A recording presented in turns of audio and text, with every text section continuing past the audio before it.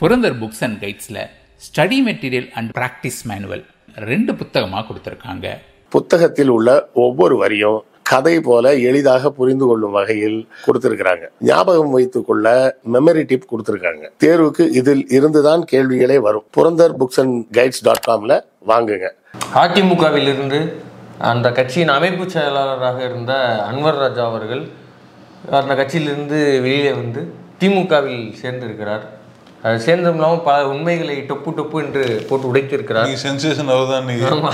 காலில் இருந்து பல விஷயத்தை கொஞ்சம் உடச்சி பிராங்காக பேசிட்டாப்புல. அது என்னென்ன பேசியிருக்கிறாரு, ஏன் இந்த அதிமுக பாஜக கூட்டணி நடக்கிறது, அவர் எந்த வழக்குக்காக எடப்பாடி அவர்களை மிரட்டி அந்த கூட்டணியில் தக்க வைத்திருக்கிறார்கள் போன்ற பல்வேறு சுவாரஸ்யமான விஷயங்களை வந்து அவர் சொல்லியிருக்கிறாரு. அதுக்கு பின்னாடி யூடியூப் வீடியோஸ் முன்பே சொன்ன ஒரு விஷயத்த அவர் வந்து ஃபாலோ பண்ணியிருக்கிறாரு. அது என்ன விஷயம் அப்படிங்கிற மொத்த தொகுப்பு தான் அந்த வீடியோ.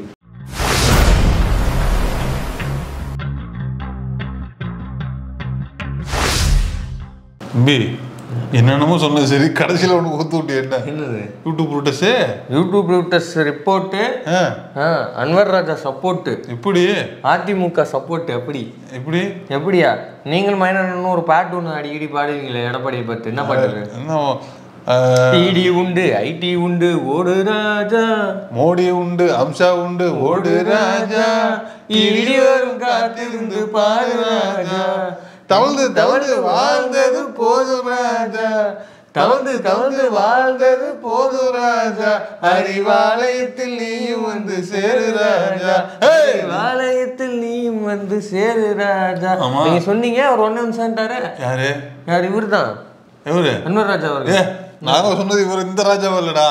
ஐயோ, நான் ராஜாங்கிறதுக்காகவே சொல்ல. நீங்க என்ன சொன்னீங்க, அந்த கட்சியில யாரும் அப்படி வந்து சுயமரியாதை இழந்து தவழ்ந்து எடப்பாடி போல வாழாதீங்க, அறிவாலயத்துல சேருங்கன்னு சொன்னீங்களா இல்லையா? சேர்ந்துட்டார்ல, சுயமரியாதை கொண்ட நபர் இனிமே இங்க இருக்கிறதா சரி அப்படின்ட்டு உதறிட்டு உடனே வந்துட்டாரா இல்லையா? நான் அப்படித்தான் சொன்னேன். நீங்க என்னென்னமோ கரெக்ட் பண்றீங்க.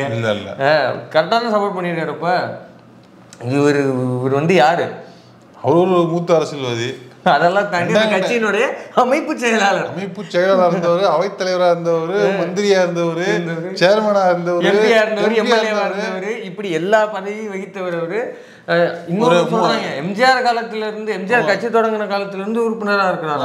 அப்ப எவ்வளவு மூத்தவரா இருந்திருப்பாரு, அப்ப எவ்வளவு அரசியல் அனுபவம். அவரே இதை பார்த்துட்டு சரி என்னது இது அப்படின்ட்டு கடந்து போறாரு. அப்படின்னா அப்ப அதிமுக ஒரு சீரியஸான இடத்த நெருங்கிருச்சு, சம்பவ இடத்த டச் பண்ணிருச்சுன்னு அர்த்தம். அவர் சில பேட்டிகளை கொடுத்திருக்கிறாரு, பாருங்க. தமிழ் இனத்தினுடைய தலைவர், மானமுள்ள சமுதாயமாக இந்த தமிழ் சமுதாயத்தை மாற்ற வேண்டும் என்பதில் உறுதியுடன் வாழ்ந்து கொண்டிருக்கின்ற தலைவர், நம்முடைய தமிழகத்தினுடைய முதல்வர் மாண்புமிகு தளபதி அவர்கள் முன்னிலையில் திராவிட முன்னேற்ற கழகத்தில் என்னை இணைத்துக் கொண்டேன். கருத்தியல் ரீதியாக நாங்கள் எல்லாம் வாழ்ந்தவர்கள். இந்திய எதிர்ப்பு போராட்டத்திலிருந்து நான் அரசியலில் இருக்கிறேன். எனவே அதற்கு புறம்பாக இப்போது அதிமுக இருக்கிறது. அதான் நம்ம சொன்னதுதான் அவரும் சொல்றாரு. சிறுபான்மை மக்களுக்கு, ஒடுக்கப்பட்ட மக்களுக்கு ஒரே வந்து அவரு சொன்னதான் நம்ம சொன்னதான் அவரும் சொன்னாலும் ரொம்ப ஈஸியா சொல்லாத. அவர் வயசு என்ன, அவர் வயசு என்ன, அனுபவம்னா அவர் அனுபவம். நம்ம வந்து வெளியில இருந்து பார்த்து எல்லாத்தையும் யூகிச்சு நம்ம கஷ்டப்பட்டு வந்து கவனிச்சு ஆராய்ச்சி பண்ணி ஒரு அனலைஸ் பண்ணி ஒரு ஒரு ரிசர்ச் பண்ணி சொல்றான். ஆனா அவர் வந்து அடிபட்டு அனுபவத்துல சொல்றாரு. ஆனா அவர் அப்படி இல்ல, அதில் இருந்து வாழ்ந்து உண்டு உறங்கி அதை சுவாசித்து கிரகித்து இன்னைக்கு வந்து சொல்றாரு. ஆனா டூ லேட். நம்ம சொல்றதுக்கும் அவர் சொல்றதுக்கும் நிறைய வித்தியாசம் இருக்கு. அது இல்லைன்னு நான் சொல்லல, ஆனா டூ லேட். இது ரொம்ப லேட்டு. ஏன்னா இதெல்லாம் 21 நீங்க ஸ்மெல் பண்ணிருக்கணும். சரி விட்டுட்டீங்க. 21 கட்சியை விட்டு தூக்கிட்டாங்களே, ஏதோ பேசினாருன்னு. ஆமா, அப்பயே கொஞ்சம் ஸ்மெல் பண்ணிட்டாருதா இல்ல? அதுக்கப்புறமா அவர் தான் தெளிவா சொல்றாருல்ல. நான் ரொம்ப நாளா சொல்லிக்கிட்டே இருக்கிறாங்க, இந்த பல கேட்க மாட்டேங்கிறாங்க. அதாவது எடப்பாடி எப்படி சீனியரு, கிட்டத்தட்ட 2ஆம் கட்ட தலைவர்ல அவர் இருக்கிறாரு. அதாவது அதிமுகவின் ஒரு இஸ்லாமிய முகம் அப்படி சொல்லலாம். ஓகே, ஏன்னா வக்ஃபு போர்டுலாம் இருந்திருக்காருன்னு நினைக்கிறேன். அப்போடைய தலைவராக இருந்திருக்காரு. அப்ப நான் அவரோட இப்ப சீனியர் இருக்கும் போது அவர் சொல்றது வார்த்தையை கேட்கணும், என்னன்னு புரிஞ்சுக்கணும். அதெல்லாம் எதுவும் கிடையாது. அரசியல் உங்களோட அவருக்கு நிறைய அப்படி சொல்லலாம்ல, உடச்சு சொல்லணும்னா அதைதான் சொல்றீங்க, ரைட்டு? அப்ப அப்படி இருக்கிற ஒரு நபர் இவ்வளவு தூரம் மண்டையில கொட்டி கொட்டி இது ஆவாது, இப்படி போடாத அப்படின்னு சொல்றாருன்னா அதை கேட்கணும். கேட்கலன்னா இப்படியே ஆப்புன்னு சுத்திட்டு நிக்க வேண்டியதுதான். ஏன்னா அவர் இன்னொரு விஷயத்தையும் சொல்றாரு, இவர் தாங்க திருப்பி இவர் தான் சொல்றாரு, நான் தான் முதலமைச்சர் கேண்டிடேட்னு. அமித்ஷா 3 முறை பேட்டி கொடுத்தார். 3 பேட்டியிலும் தேஜாகு அதுதான் ஆட்சி அமைக்கும் அப்படிதான் சொல்றாரே தவிர இவர் தான் பிரதமர் வேட்பாளர்னு எடப்பாடியை வாயை திறந்து சொல்ல மாட்டேங்கிறாரு. அம்மன் சொல்லி பிரயோஜனம் இல்லைங்கிறாரு. நீ தாண்டா ஊர் முழுக்க கோபாலகிருஷ்ணன் சொல்லிட்டு இருக்க, உன்னை எல்லாம் போய் சப்பாடி தான் சொல்லிட்டு இருக்கா அப்படிங்கிறாப்ல. இவரு அவர் கலாய்க்கிறது பாக்குறாரு. இவரு பஸ் எடுத்து டூர் போறாரு ஒரு 10 நாள். என்னது அவர் துறைமுக லெவல்ல பேசுவார். அப்படியா? நமக்கு அந்த அளவுக்கு தெரியாது. பஞ்சு அப்படி அடிப்பாப்ல. எனக்கு தெரியாது, நான் கொஞ்சம் அங்கங்க பார்த்தது. நீங்க வந்து அரசியல் ரீதியா மூத்தவர், அதனால நீங்க அந்த இடத்துல மூத்தவரா இருக்கிறீங்க. நல்லா பேசுவாரு அவரு. அப்படியா? அப்ப பிரச்சாரத்துல எதிர்பார்க்கலாம் இருக்கு விஷயங்கள். என்ன இந்த பேட்டி கொடுப்பாரு எப்படி இந்த ஒரு வாரத்துல? ஓகே, அப்ப தெரியும் உங்களுக்கு. அப்ப ஒரே கிளிகிளிப்பா இருக்கும் போது. ஓகே, அதான் அவர் சொல்ற 10 நாள் டூர் போறாப்புல, சுத்தி 10 நாள் சிரிக்காம காமெடி பண்ணுவாரா? அப்படியா? சிரிக்காம கொஞ்சம் அது இந்த இதுலயே தெரிஞ்சது. 10 நாளா இவரு தாங்க சொல்றாரு, நான் தான் முதல்வர் வேட்பாளர் அப்படின்னு. ஆனா அவங்க ஒத்துக்கிற மாட்டேங்கிறாங்க. இப்படி கட்சியை அடிமை சாசனம் எழுதி கொடுத்துட்டாரு அப்படின்னு. இந்த எடப்பாடி சொல்றாரு, கம்யூனிஸ்டுகளை நோக்கி அடிமை சாசனம் எழுதி கொடுத்துட்டீங்க அப்படின்னு. நம்மளாம் அதை பத்தி பேச அதான் சொல்றேன், திரும்பவும் சொல்றேன். இப்ப நாங்க திருப்பி சொல்றோம். ஆமா, திருப்பி சொல்றோம். நாங்கெல்லாம் சொல்லும் போது நீங்க நம்பல. அன்பார்ந்த நேயர்களே, வாசகர்களே, மக்களே, தொண்டர்களே, எல்லாமே சொல்றேன். யாராவது இருங்க. நம்ம இதெல்லாம் சொல்லும் போது அதிமுக குழப்பம் நிலவுது, அதிமுக பிரச்சனை இருக்குது, அதிமுக வந்து அடகு வச்சுட்டாப்புல, அவர் அமித்ஷா காலில் விழுந்துட்டாப்புலன்னு நாங்க சொல்ல, அவரே சொல்லிட்டாப்புல. சசிகலா காலில் வந்து அடிமையை தவழ்ந்து போய் தான் பதவி வாங்கினாருன்னு நாங்க சொல்லல, நாங்க சொல்லிக்கிட்டு இருந்தோம். அதுக்கப்புறம் லேட்டா அவரு சொன்னாரு. இப்போ வந்து அவரே அப்படி விட்டு கொடுக்குறாப்புல. அஃபிடவிட் ரொம்ப முக்கியம் வாழ்க்கையில. அஃபிடவிட் ரொம்ப முக்கியம் இல்லையா? இது வரைக்கும் நம்ம சொல்றதுதான் இங்க நடந்திருக்குது. அது மட்டும் இல்ல, அதுக்கு ஆதாரமாக சம்பந்தப்பட்ட நபர்களே வந்து அஃபிடவிட் கொடுப்பது என்பது வழக்கமாக இருக்கிறது. அது எந்த விஷயத்திலும் உறுதியாக இருக்கிறது என்பது மகிழ்ச்சியாக இருக்கிறது. இது பயப்பட வேண்டிய விஷயம். ஏன்னா அவர் ஒரு பேட்டியில ஒரு இடத்துல சொல்றாரு, பாஜக அதிமுகவை நவுத்தி விட்டு, அதிமுகவை தின்று செரித்து விட்டு, அந்த இடத்துல எது திமுகவுக்கு எதிரான இடத்துல அதிமுக உட்காரணும்னு திட்டம் போடுது. அதற்காக தான் அதிமுக மேல ஏறி உட்கார்ந்து சவாரி செய்யுதுங்கிறத ஒரு அழுத்தம் திருத்தம். அதேதான் இந்த இதையே நம்ம ரொம்ப நாளா பேசிட்டு இருக்கோம். இதை நடந்தாதான் நம்ம ஒண்ணு நினைக்காதீங்க, நடக்க கூடாது. இது நம்ம வந்து இப்ப அஃபிடவிட் எதுக்கு கேட்பாங்க இருக்கு, அஃபிடவிட் கொடுக்க கூடாது, அஃபிடவிட் ஆகக்கூடாது, நம்ம நடக்க கூடாது, வந்து நடக்க கூடாது. இப்ப என்ன தெரியுங்களா, இப்படி ஒவ்வொரு தலைவர்களா அங்க இருந்து வருவாங்க கண்டிப்பா வரத்தான் செய்வாங்க. அல்ல, அடுத்த ஒரு லிஸ்ட் சொல்றாங்க. அதாவது டிஜே பேர்லாம் இருக்குது, என்ன ஆக போகுதுன்னு. அதாவது அவங்க எல்லாம் அரசியல் செஞ்சு பழக்கப்பட்டவங்க. எடப்பாடி அடிமையா இருந்து பழக்கப்பட்டவர். அது இவங்களுக்கு ஒத்து வராது, அவருக்கு இது ஒத்து வராது. அப்ப எல்லாரும் வரத்தான் செய்வாங்க. அப்படி வரும்போது இதே எடப்பாடி என்ன சொல்லுவாருன்னா, திமுக இவங்களெல்லாம் வேலை பேசி இழுத்துருச்சு, அதனாலதான் ஏடிஎம்கே வீக்கன் ஆயிடுச்சுன்னு. ஏடிஎம்கே வீக்கன் ஆனது 10 வருஷத்துக்கு முன்னாடியே. கொண்டு போய் அங்க இருந்து அவனுக்கு ஆட்ட ஆரம்பிக்குது. அப்ப நம்ம அப்பையில இருந்து சொல்லிட்டு இருக்கோம். ஆனா இதே பழனிசாமி இப்போ ஒத்துக்காம இன்னும் ஒரு 3-4 தலைவர்கள் அங்கிருந்து வந்தாங்கன்னா, பாத்தீங்களா திமுக எங்களை வீக்கன் பண்ணுது, திமுக வந்து நாங்களாம் அங்க வந்து வீக்கன் ஆகிறோம், எங்கள்ட்ட இருந்து ஆட்டை இழுத்து அவங்க தாங்க வச்சுக்கிறாங்க அப்படின்னு சொல்லி ஒரு சப்பக்கட்டு கட்டுவாப்புல. அதையும் செய்வார் அவரு. இப்போ இதுல இருந்து ஒரு விஷயம் வந்து தெளிவா புரியுது. அதிமுகவில் இருந்தா சிறுபான்மை பாதுகாப்பு அப்படிங்கிறது கேள்விக்குறிதான். அதிமுக ஆட்சிக்கு வந்தாலும் ஆமா, சிறுபான்மை மக்களுக்கு கண்டிப்பாக பாதுகாப்போ நலன் சார்ந்ததாகவோ இருக்காது அப்படிங்கிறது அன்வர் ராஜா அவர்களுடைய பேட்டிலிருந்து தெளிவா புரியுது. ஏன்னா பாஜகங்கிறது நெகட்டிவ் ஃபோர்ஸ், அது வந்து மக்கள் ஏத்துக்க மாட்டாங்க. அதுவும் இல்லாம பாஜகவோடு சேர்ந்து பயணிக்கிறதுங்கிறது மக்களுக்கு கேடுங்க. பாஜகவோட சேர்ந்து பயணிச்சவன் உருட்டதா சரித்திரமா இல்லைங்கிறது. இன்னமும் அதிமுக சில பேரு கலைஞரை அண்ணா விட்டு கலைஞரை மரியாதை விட மாட்டாங்க, மரியாதை டீல் பண்றாங்க, பேச மாட்டாங்க. ஓகே, இன்னமும் சில பேர் இருக்கிறாங்க. இப்ப நான் அந்த அதுல லிஸ்டுகள் இங்க வரலாம், நீங்களும் வரலாம். இப்ப நான் சொல்றேன், இப்ப இவர் வந்து லிஸ்ட் போடுறாப்புல, மகாராஷ்டிரால எப்படி கபலீகரம் பண்ணாங்க நேரடியா பார்த்து வருவாரு அப்படின்னா அவர் எல்லாத்தையும் லிஸ்ட் பண்றாரு. இந்த தலைவருக்கு என்ன ஆச்சு தெரியுமா, இங்க இதுல கர்நாடகால ஆச்சு தெரியுமா, ஆந்திரால ஆச்சு தெரியுமா, ஒவ்வொரு லிஸ்ட் போடுறாரு. இதுதான் எடப்பாடிக்கு நடக்கும், தான் அதிமுக நடக்கும் நாங்க சொல்றோம். அவர் கேட்க மாட்டேங்கிறாரு. அதுவும் இல்லாம இது முழுக்க சிறுபான்மைக்கு எதிரானது, இது வந்து மக்களுக்கு விரோதமானு சொன்னா அவர் புரிஞ்சுக்க மாட்டேங்கிறாரு. அது ஏனோ தெரியல, 21ல கூட ஒரு மாதிரி இருந்தவர் இதுல மட்டையா மடங்கிட்டாரு. சொல்றாரு அவரு மட்டையா மடங்கிட்டாரு தடவை, நீங்க கொடுக்கறது கொடுங்கன்னு கேட்டு வாங்கிட்டு வராரு. இப்படி இருக்கிறது எங்களுக்கு சரி வராது. அதுக்கப்புறம் நாங்க திங்க் பண்ணி பார்த்தா எனக்கு வந்து திமுக தான் கரெக்ட் அப்படின்னு கொள்கை இப்படி போட. அதனாலதான் அண்ணன் அன்னைக்கே பாடினாரு ஒரு மூத்தவர், அறிவாலயத்தில் நீ வந்து சேரு ராஜா அப்படின்னு. சொன்னேன். ஐயோ நீங்க அவரை சொன்னீங்கன்னு சொல்லுங்க, இருக்கிறவங்களுக்கு கடைசி இடம் அதுதான் சொல்றாங்க. நீங்க அவரை சொன்னீங்க நான் சொன்னேன். அப்படி வரீங்களா? சோ இப்ப இதன் மூலமாக மக்கள் ஒண்ணு வந்து தெளிவா புரிஞ்சுக்கணும். அதிமுகவுக்கு இப்ப பாஜக ஓட்டு போட்டேன், அதிமுகவுக்கு தான் ஓட்டு போட்டேன் அப்படின்னு சொல்லி ஓட்டு போடுறீங்க அப்படின்னா அது கண்டிப்பாக சிறுபான்மைக்கு எதிராக தான் இருக்கும். ஏன்னா இப்ப நீங்க யோசிச்சு பாருங்க, அன்வர் ராஜா வந்து அதிமுக இருந்து வெளில வந்துட்டாரு. அவர் நினைச்சிருந்தாருன்னா எடப்பாடியை திட்டி இருக்கலாம். எடப்பாடி பாருங்க அடிமையத்தனமா இருக்கிறாரு, பாருங்க இவ்வளவு கோலையா இருக்காரு, அதா இருக்காரு இதா இருக்காருன்னு வெறும் அபியூசிவ் வேர்ட்ஸை மட்டுமே பயன்படுத்தி அபியூஸ் பண்ணிருக்கலாம்.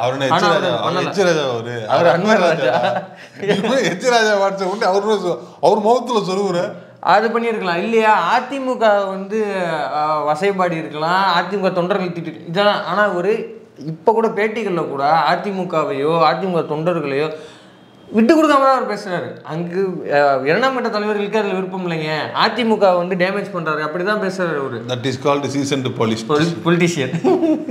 ஆமா, அப்போ அவர் வந்து சொந்த நோக்கத்துக்காக வரல.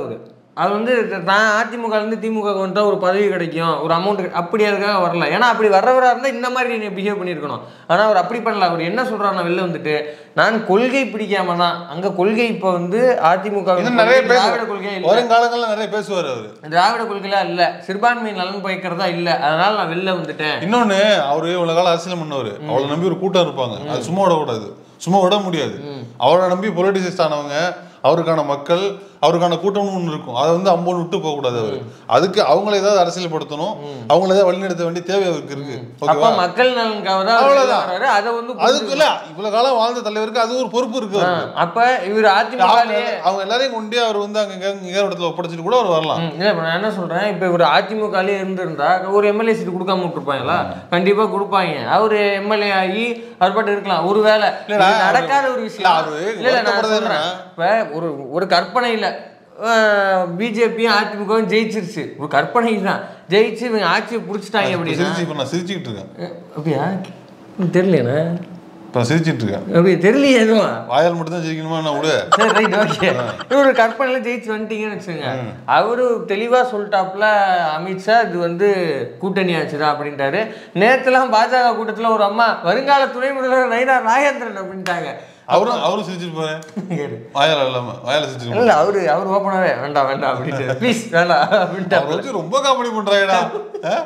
சோறு கூட போடுறாங்க சார், ஓட்டு போட மாட்டேன் பேசாம அறியா கூட்டத்துல ஏன் கட்டு அப்படிங்கிறப்பல அவர் வந்து ரொம்ப அமைதியானவர், ரொம்ப ஜனநாயகமான ஆளா இருக்கிறதுனால போட்டு வாங்கிட்டு இருக்காங்க, ஈஸியா போட்டு அடிக்கிறாங்க. ஏய் சும்மா இருக்கிறா அப்படிங்கிறாரு. இப்ப நயினா நாகேந்திரன் ஆனா அந்த சைலண்டான ஆள் தான் வைரமுத்து தலையா இருக்க வேண்டாமா அப்படின்னு கேட்டு அந்த பீஸ். அதுக்குள்ளயும் எவ்வளவு விசுவாசமா இருந்தது பாரு ஆர்எஸ்எஸ்க்கு. அதான் பாருங்க. இப்ப அவர் துணை முதல்வர்னே வச்சுக்குவோமே, இப்ப சங்கிகளுக்கு வந்து ரொம்ப ஃப்ரீ ஹேண்டடா இருக்கும். அப்ப என்ன பண்ணுவான், இங்க இருக்கிற பீஃப் கடை, இங்க இருக்கிற கறி கடையெல்லாம் பூந்து அடிச்சு விடுப்பான். அப்ப கூட அன்வர் ராஜாக்கு பிரச்சனை வராது, ஏன்னா அவர் அதிமுக எம்எல்ஏ, அவர் சேஃபா தான் இருந்துக்குவாரு. அப்ப அவருடைய சொந்த நலனை ஒரு பேணி பார்த்துருந்தாருன்னா அவர் அதிமுகலயே இருந்திருக்கலாம், இதுலயே இருந்திருக்கலாம். இதை விட அமௌண்ட் அங்க நிறைய கொடுக்க போறாங்க. ஒருவேளை அமௌண்ட்டுக்காக அவர் வர்றாருன்னா கூட அப்ப இவர் வந்து ஒரு சமூக நலனுக்காக தான் வர்றாரு. இங்க இருந்தா கண்டிப்பா சிறுபான்மைக்கு எதிரானதா இருக்கும். ஏன்னா சிஏஏக்கு என்ஆர்சி கேட்டாரா இல்லையா? இதே எடப்பாடி ஏங்க யாருங்க பாதிக்கப்பட்டா வெளில வந்து சொல்லுங்க அப்படின்னு. ஏன் இதே அதிமுக இதுல பிரச்சாரம் நடந்துச்சுல பாருங்க, இஸ்லாமியர்களுக்கு மறுப்பு சொல்லி இருக்கிறாங்க. நான் என்ன சொல்றேன்னா, இப்ப இந்த விஷயங்கள்லாம் அவருக்கு தெரியும்ல, இது கையை மீறி போகுது, நாளை புண்ணா ஜெயிச்சு வந்துட்டா கூட இது பிரச்சனை ஆயிரும். அவர் இன்னும் என்ன சொல்றாருன்னா, நான் அது கூட ஓகே கண்ட்ரோலே ஒரு கண்ட்ரோல் இல்லைங்கிறாரு. ஏதோ கொஞ்சம் கொஞ்சமாக ஒரு கண்ட்ரோல் இருந்துன்னு வச்சுக்க, ஒரு ஓகேப்பா சரிப்பா ஏதோ ஒரு தேவைப்படுது, பவர் இருக்கலாம், அப்படியே அதை வச்சு மேனேஜ் பண்ற அளவுக்கு அறிவு இருந்தா கூட ஓகே. இப்படின்னு வீரமா பேசுறீங்க, வீரமா தான் பேசுறேன், ஆனா இப்படி பேசுறீங்க. ஸோ இதெல்லாம் தான் அவர் வந்து சொல்கிறாரு. அப்போ வந்து மக்களே நல்லா புரிஞ்சுக்குங்க, இது அதிமுகங்கிறது முழுக்க முழுக்க ஒடுக்கப்பட்ட மக்களுக்கு சிறுபான்மையினருக்கு எதிராக அமைய போகிறது. அதே போல் அன்வர் ராஜா அவர்கள் எப்படி வெளில வந்தாரோ அதே போல் சுயமரியாதை கொண்ட கொள்கை கொண்ட ஆட்கள் அதிமுகவில் இருந்தீங்கன்னா அவங்களும் வெளியே வருவாங்க. அதுதான் இதை நாங்கள் சந்தோஷமா சொல்லலை, வருத்தமாக தான் சொல்லிட்டு இருக்கான். ஏன்னா அவர் இப்ப வெளியே வர்றதோட இது என்னன்னா, நம்ம ஏற்கனவே ஒரு முறை பேசியிருந்தோம், அதிமுக அப்படிங்கிறது வெறுமனே கட்சியில இருக்க எடப்பாடி மட்டும் சங்கியா மாறல, இவரு மட்டும் வேலுமணி தங்கம் இவங்க மட்டும் ஒட்டுமொத்த அதிமுகவுமே சங்கி மயம் ஆயிடுச்சு. சமீபத்துல நம்பாலு இங்க சின்னுவா அவர் என்ன பேசினாரு தெரியுமில, அப்படியே அறநிலையத்துறை பத்தி இப்ப பாருங்க அவர் பேசுவாரு பாருங்க. கோயிலை நல்லா அழகா வச்சிருக்கணும், பராமரிக்கணும், மேம்படுத்தணும் என்றதுக்காக இந்த கோயிலுக்கு நிதி தரோம். இவன் என்ன பண்றான், நாங்க சாமி எல்லாம் கும்பிட மாட்டோம், விபூதி வைக்க மாட்டோம், குங்குமம் வைக்க மாட்டோம், சந்தனம் வைக்க மாட்டோம். அப்புறம் அதுல கையில காசை மட்டும் வைப்பியா?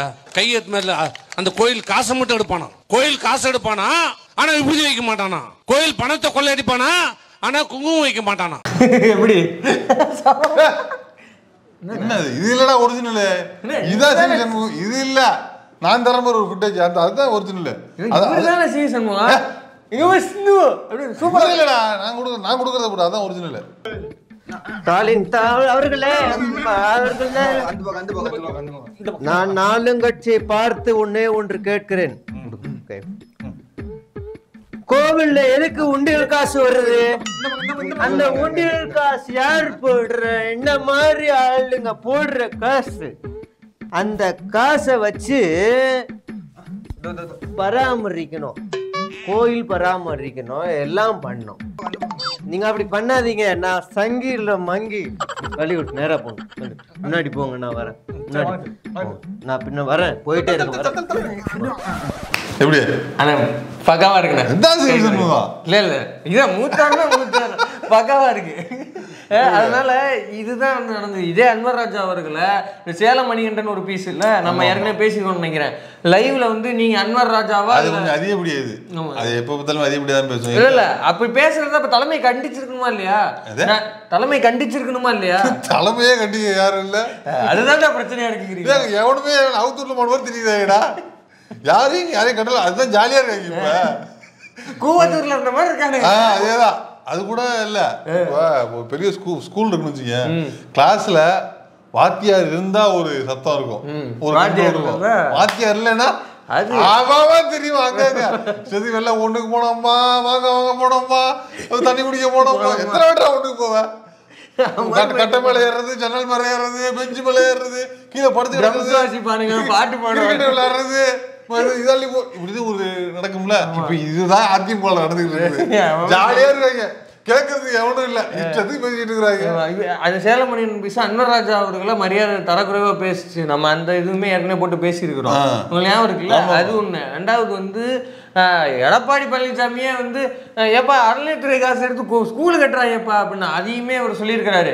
பாஜகவோட அஜெண்டா, பாஜக இவர் வாயில ஃபீட் பண்ணி பேச வைக்கிறாங்க, பாஜக இவர் வாயிலாக பேசுகிறார்கள், இவர் மவுத் பீஸ் ஆயிட்டாரு பாஜகவுக்கு அப்படிங்கிறாரு. அதிமுக எப்படி திமுக இருக்குன்னு சொல்லணும், அதே அதிமுக RSS விங்கு இருக்குது, அதுல ஒருத்தன் தான் இப்ப சிவி சண்முகம் வரைக்கும் பாருங்க முழு சங்கியா மாதிரி பேசிட்டு இருக்காங்க. அப்ப ராஜேந்திர பாலாஜி அவரெல்லாம் ஏற்கனவே இது இந்துக்கள் நாடு, பத்திரமா இருந்துக்கணும், இவர் கூட போட்டி வந்திருக்காரு. ஆமா, இப்ப நீங்க யோசிச்சு பாருங்க, நாளை பின்ன கற்பனையில பாம் அசத்துங்கன்னு நீங்க ஆட்சி அமைச்சிட்டாங்கன்னா முழுக்க இது பாஜக ஆட்சியா தான் இருக்கும். அதிமுக சம்பவ இடத்தை நெருங்கி, நாம சொல்லல தோழர்களே, சொன்னது அன்வர் ராஜா, அவரும் அப்படியே விட்டு கொடுத்துட்டாரு. சரிங்களா? ஆமா, ஏற்கனவே நான் என்ன சொல்றேன், எல்லாரும் வெளியில வாங்கன்னு சொல்ல, உள்ள இருக்கிற நீங்க பழனிசாமி மண்டைய கழிவாவது அந்த இயக்கத்தை ஸ்ட்ராங் பண்ணுங்க. அப்படி முடியலன்னா வெள்ளத்தான் வர வேணும். இன்னுமா நீங்க நம்புறீங்க அதெல்லாம் நடக்கும்னு? ஏற்கனவே கிளை கழகத்துல இருக்கிற சிறுபான்மையினர்ல நம்பி எழுந்துடக்கூடாதுல. ஓழி நிலை என நினைத்தா மனிதன் வாழ்வை நினைக்கலாம். மேல படாதீங்க, காப்பிரைட் அடிச்சிருப்போம். அது இளையராஜா மியூசிக் இல்லை, இளையராஜாக்காக இல்ல, கம்பெனி அடிக்குதான், சும்மா இருங்க. ஆமா, இது முக்கியமானது தெரியும். கம்பெனி அடிக்கிறாங்க. ஓகே, அதனால இப்படி முழுக்க சங்கியானதுக்கு அப்புறம் பாம் அஸ்துங்கன்னு ஒரு கற்பனையில போய் ஏதோ ஒன்று ஆட்சி கீச்சை பிடிச்சாங்கன்னா அது பாஜக ஆட்சி தான்.